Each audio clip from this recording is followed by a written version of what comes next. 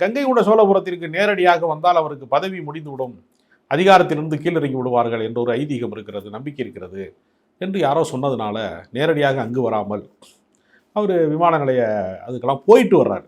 அது ஒரு பயண திட்டத்தில் அது ஒரு முக்கியமான நம்பிக்கையாக அது வேற இருக்கிறது.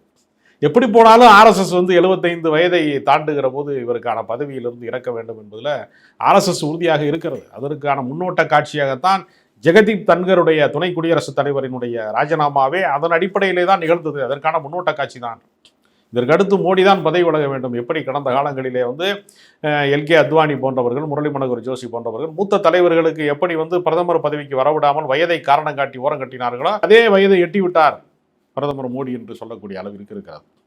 எனவே தமிழ்நாட்டினுடைய நலன்களுக்கு நிதி ஆதாரங்கள் எல்லாம் நெடுநாளாக விடுவிக்கப்படாமல் இருக்கிறது.